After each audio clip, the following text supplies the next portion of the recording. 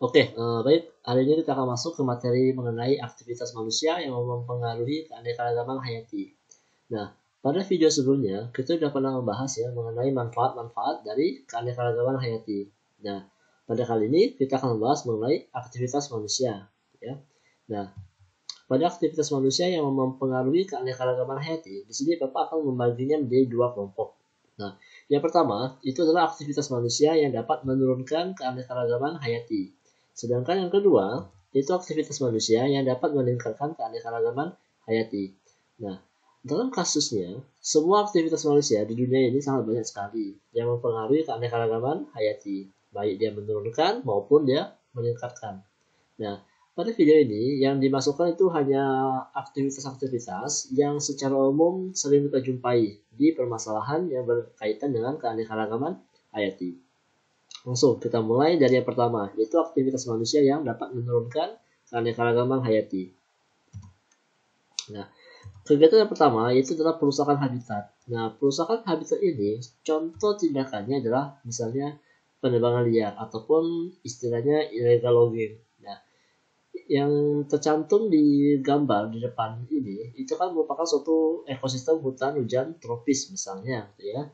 Nah, pada hutan hujan tropis ini oleh oknum tertentu itu dilakukan sebuah peristiwa ataupun suatu tindakan penebangan liar. Nah, penebangan liar ini itu dapat menurunkan keanekaragaman hayati. Karena apa? Habitat yang dapat mendukung suatu makhluk hidup, misalnya hewan-hewan misalnya, dan tumbuh-tumbuhan juga ada di dalamnya ya. Kalau dia terkena penebangan liar, otomatis ekosistem pada hutan hujan tropis ini akan mengalami gangguan. Ketika habitatnya mengalami gangguan, otomatis makhluk hidup yang tinggal di dalamnya akan mengalami penurunan, ya. Artinya ada yang mati, kemudian dia lama-kelamaan populasinya pun akan mengalami penurunan, baik dia fauna maupun floranya, seperti itu. Itu disebabkan ataupun disebut sebagai menurunkan keanekaragaman hayati. Kemudian tindakan perusakan habitat yang kedua itu contohnya adalah perusakan terumbu karang. Nah, terumbu karang bagaimana kita ketahui itu digunakan sebagai habitat oleh ikan-ikan kecil ya untuk tempat tinggalnya gitu ya. Nah, perusakan terumbu karang juga dapat menurunkan keanekaragaman hayati, terutama beberapa jenis ikan gitu ya, kemudian beberapa jenis krustasea, udang-udangan gitu ya, dan biota-biota air lainnya yang menggunakan terumbu karang sebagai tempat tinggalnya. Nah, terumbu karang ini dapat rusak, itu contoh tindakan yang bisa dilakukan itu misalnya oknum nelayan yang menggunakan bahan peledak untuk berburu ikan untuk mendapatkan jumlah yang sangat banyak. Nah, karena daya jangkau dari bahan peledak tadi yang sangat luas, otomatis bukan hanya target sasaran yang kena ya. Artinya target sasaran di sini itu adalah ikan. Nah, namun semua yang berada di dekatnya itu juga terkena oleh dampaknya, termasuk terumbu karang tadi. Pas bahan meledaknya meledak, otomatis terumbu karangnya pun hancur. Ketika terumbu karangnya hancur, otomatis tidak ada ikan-ikan lagi yang memiliki tempat tinggal. Otomatis jumlah ikan pun akan semakin menurun. Nah, itu salah satu tindakan yang dikatakan sebagai perusakan habitat. Kemudian tindakan yang kedua ya, itu adalah penggunaan bahan kimia. Nah, penggunaan bahan kimia di sini itu sangat banyak ya. Kita ambil contoh itu misalnya peristiwa eutrofikasi. Nah, secara pengertian, eutrofikasi itu adalah masalah lingkungan hidup yang diakibatkan oleh limbah fosfat. Nah, khususnya dalam ekosistem air tawar. Definisi eutrofikasi itu adalah pencemaran air yang disebabkan oleh munculnya nutrien yang berlebihan di ekosistem air. Artinya, suatu ekosistem air tadi itu kelebihan fosfat ya. Nah, asal-usul fosfat tadi itu bisa berasal dari daratan. Ya, misalnya di daratan tadi itu dilakukan suatu pemupukan.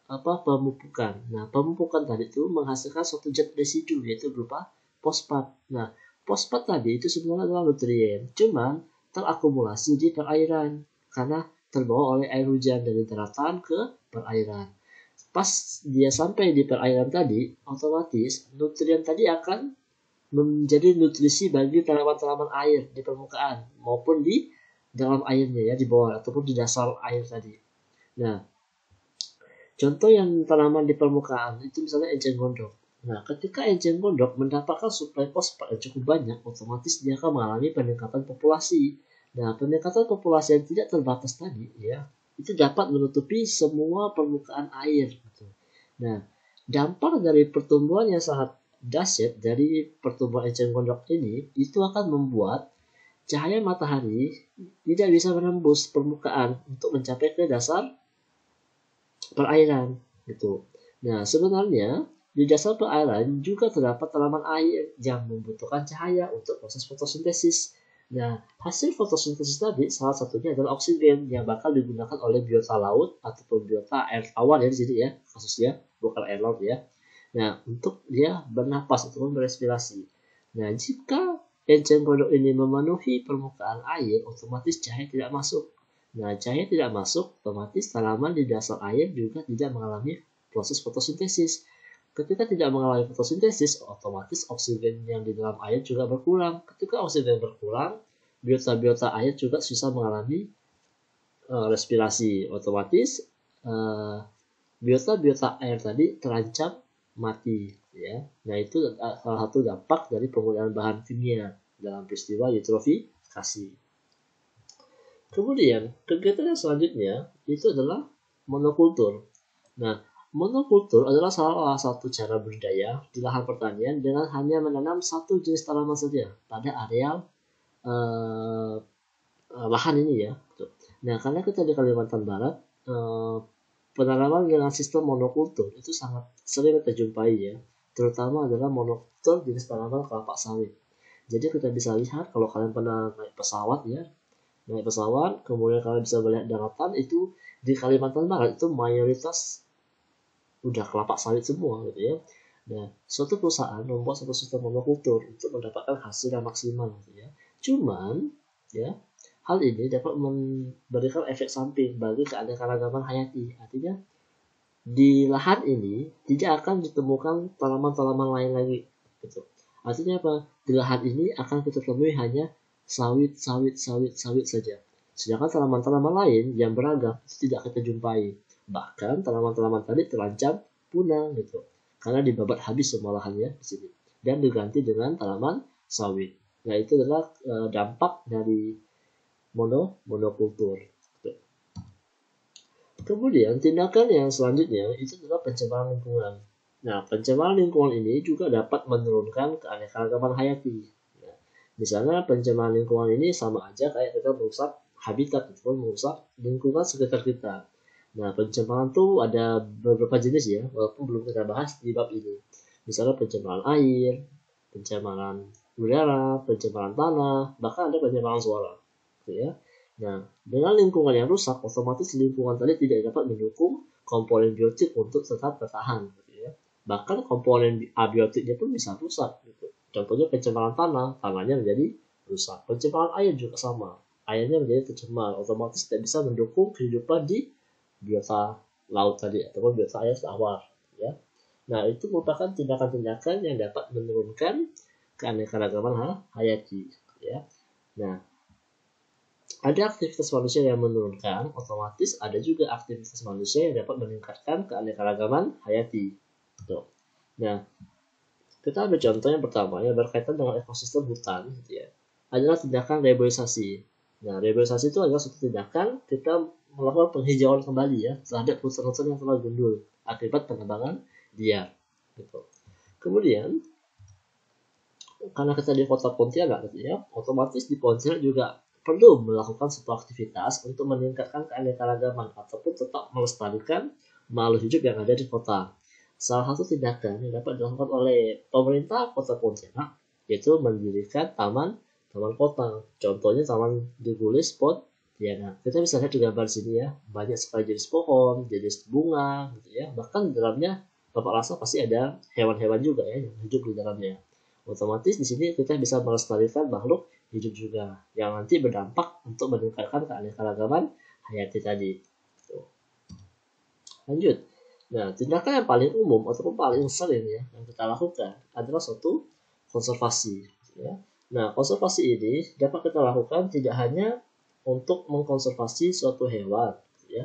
Nah, konservasi juga bisa kita lakukan untuk mengkonservasi tumbuhan juga gitu. Karena secara pengertian konservasi itu adalah pelestarian ataupun perlindungan gitu ya terhadap flora dan fauna gitu. Padahal tidak hanya mencakup dua makhluk tadi ya, bisa jamur juga perlu kita lestarikan gitu ya, rumput laut yang termasuk alga juga kita lestarikan gitu ya, dan banyak lagi lah ya. Nah, konservasi ini ataupun tindakan perlindungan itu dapat kita lakukan dengan dua cara. Yang pertama dengan cara in situ, artinya kita lakukan pelestarian itu di habitat aslinya ya, in situ, in di dalam site tempat ya, in situ. Sedangkan ada namanya ex situ, artinya kita melakukan pelestarian ataupun konservasi itu di luar habitat aslinya. Ya, ini nanti kita bahas di bagian selanjutnya mengenai konservasi. Oke, nah langsung kita masuk ke bagian konservasi. Nah, sesuai pengertian tadi di awal, konservasi itu artinya melakukan suatu pelestarian. Nah, siapa sih yang mau kita lestarikan nih? Ya, yang perlu kita lestarikan adalah sumber daya hayati, artinya sumber daya makhluk hidup tadi ya, perlu kita lestarikan. Semua makhluk hidup kita perlu lestarikan. Nah, setelah kita mendapatkan pengertiannya, otomatis kita akan timbul pertanyaannya, oke, why, mengapa? Mengapa sih kita perlu melakukan konservasi? Jawabannya simple, karena kita butuh hayati tadi. Komponen biotik tadi kita butuh, komponen abiotik tadi pun kita butuh, gitu ya. Oke. Jadi, secara kesimpulan, kita butuh agar ekosistem tadi itu tetap terjaga. Supaya apa? Ekosistem tadi itu seimbang dan dapat mendukung kehidupan kita. Gitu ya. Oke. Karena apa? Di dalam satu ekosistem tadi, itu tidak hanya komponen biotik ataupun abiotik saja. Bahkan kedua komponen tadi bisa saling berinteraksi. Gitu. Otomatis, ekosistem tadi, agar dia seimbang, harus kita jaga ataupun kita konservasi. Gitu ya. Supaya kehidupan kita itu lebih terjaga gitu ya. Bahkan keanekaragaman yang lain juga gitu ya, beberapa spesies yang lain itu tetap bisa lestari ya, tidak punah gitu ya. Oke. Nah, dalam melakukan konservasi, konservasi tadi kan udah pernah kita bahas tuh di slide sebelumnya kan, ada di bagian menjadi dua, yaitu ada konservasi secara in situ sama ex situ. Nah, yang pertama yang akan kita bahas adalah konservasi secara ex situ, artinya suatu konservasi ataupun pelestarian ataupun perlindungan yang kita lakukan di luar habitat aslinya. Nah, contoh yang paling nyata itu adalah penangkaran. Nah, penangkaran di sini itu adalah suatu tempat yang kita gunakan untuk membiarkan suatu makhluk hidup ya, bisa dia hewan, bisa dia tumbuhan ya. Nah, kita biarkan dari dia bibit ya, kemudian tumbuhkan hingga dia dewasa. Nah, contohnya itu misalnya apa sih? Kebun binatang. Artinya ada suatu misalnya kita ingin membiarkan suatu bukan suatu ya, seekor harimau gitu ya. Otomatis sepasang ya kita antara betina dan jantan. Kita biarkan menghasilkan suatu anak harimau, kemudian kita biarkan dia tumbuh hingga dewasa. Ketika dia dewasa, kita bisa melepaskan harimau yang dewasa tadi ke habitat aslinya. Nah, itu namanya konservasi secara ex situ. Contohnya kebun binatang. Karena di kebun binatang tadi kita harus menjaga ya kemunian jenisnya supaya tidak punah. Ya. Walaupun kita melestarikannya di luar habitat aslinya itu nggak masalah. Itu namanya konservasi ex situ. Nah, yang cukup banyak itu adalah konservasi secara in situ. Ya. Kita akan bahas yang pertama, yaitu adalah cagar alam. Nah, cagar alam itu merupakan suatu tempat pelestarian ataupun perlindungan ya terhadap tumbuhan yang khas pada tempat itu. Ya. Di sini Bapak ambil contoh, kalau kita di Kalimantan Barat, kita ambil contoh adalah cagar alam Bukit Kelam yang ada di Sintang. Nah, di cagar alam ini itu terdapat tanaman yang khas, misalnya anggrek dan tengkawang ya. Nah, di sini kedua jenis tanaman tadi itu akan dilestarikan ya. Nah, tempat yang melestarikan kedua tanaman tadi kita sebut sebagai cagar alam. Ya, makanya di sini Bapak kasih warna merah, namanya tumbuhan yang khas yang ada di tempat cagar alam tadi. Jadi cagar alam itu berkaitan dengan tumbuhan. Kemudian pelestarian konservasi ya, in situ yang kedua itu Soka Marga Satwa. Walaupun Soka Marga Satwa ini sebenarnya cukup sedikit ya kalau di Indonesia, cuma ada beberapa contoh, misalnya Soka Marga Satwa Muara Angke. Jadi di sini terdapat jenis-jenis hewan yang memang unik ya dan terdapat di tempat ini gitu ya. Berbeda dengan cagar alam, kalau suaka marga satwa yang dilestarikan ataupun dilindungi itu merupakan jenis satwa yang unik ya. Jadi ini adalah hewan. Kalau cagar alam dia tumbuhan. Gitu. Kemudian lebih besar lagi daripada cagar alam dan suaka marga satwa itu ada namanya taman nasional. Di sini Bapak ngambil contoh Taman Nasional Komodo. Nah, Taman Nasional ini itu lebih besar dibandingkan cagar alam maupun suaka marga satwa. Nah, di Taman Nasional ini itu dapat digunakan sebagai tempat penelitian, ilmu pengetahuan dan rekreasi, gitu ya. Lanjut. Kemudian di konservasi in situ itu sebenarnya masih ada lagi ya. Di buku-buku tuh ada tambahan ya. Contohnya seperti ini, adalah Taman Hutan Raya ataupun disingkat Tahura. Nah, Taman Hutan Raya itu juga suatu tempat konservasi. Nah, cuma apa sih yang dikonservasi di sini? Yang dikonservasi di sini itu tumbuhan. Berbeda dengan cagar alam. Kalau cagar alam tuh memang benar-benar tanaman ataupun tumbuhan yang memang khas tempatnya. Sedangkan kalau Tahura itu dia mengoleksi tanaman dari berbagai tempat kita tanam di dalamnya Tahura. Makanya di sini Bapak kasih clue artinya koleksi tumbuhan. Jadi di Tahura itu dia mengkoleksi tumbuhan. Kemudian tempat konservasi yang terakhir ya. Oke. Itu ada namanya Taman Buru. Nah, jadi di tempat ini itu merupakan tempat wisata ya. Nah, cuman di tempat wisata ini kita memang diperbolehkan untuk berburu ya.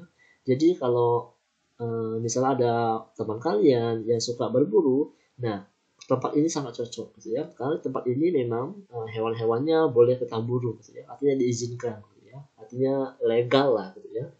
Nah, jadi itu mengenai konservasi ya, subbab pada keanekaragaman hayati sudah kita bahas. Jadi mengenai konservasi itu sampai sini aja ya. Oke, sip.